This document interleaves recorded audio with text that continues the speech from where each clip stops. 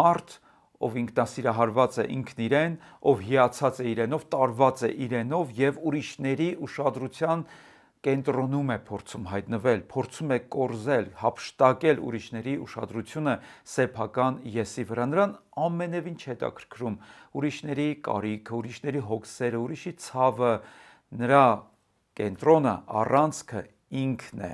սեփական եսը։ Նարցիսիզմը պարզապես հոգեբանական մի տերմին չէ, այն նաև կյանքի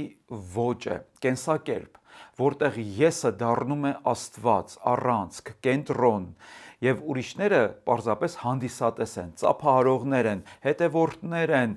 կոմպլիմենտներ անողներ են, քաջալերող են, ուրիշ ոչինչ։ Իրականում հենց նարցիսին ուրիշ ոչինչ չի հետաքրքրում, այլ ամեն բան, որ իր հետաքրքրության տիրույթում է գտնվում, վերաբերում է իր սեփական անձին։ Նարցիսիզմը ինքնահիացմունքի ծարավ է,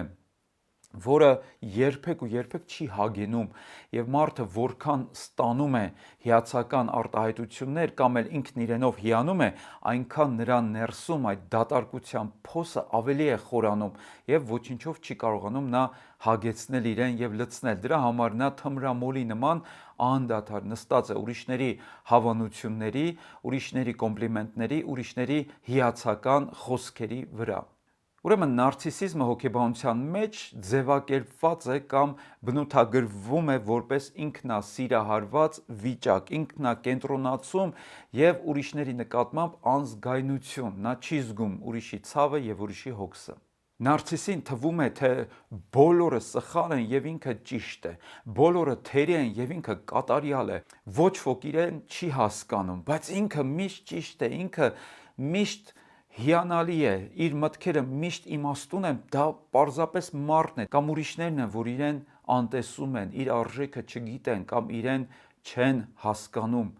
Շատ հաճախ կարելի է լսել նման մարդուց հետևյալ արտահայտությունը. չեմ հասկանում, թե ինչու ուրիշները ինձ չեն հասկանում։ Մտածիր այն մարդկանց մասին, ովքեր անդադար փնտրում են ուրիշների հավանությունները, անդադար փորձում են այնպես դիրքավորվել, այնպես նկարվել այն առարկաների շուրջ, այս մեքենայի մոտ, այն ծառի տակ, այն հյուրանոցի առջև, որ ուրիշների վրա տպավորություն թողնեն, մեկին ցավացնեն,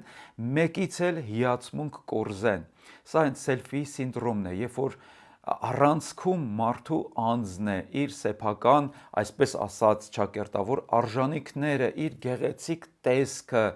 եւ նա ստիպում է, որ մարդիկ իրեն գնահատեն, թեկուզ կեղծ, թեկուզ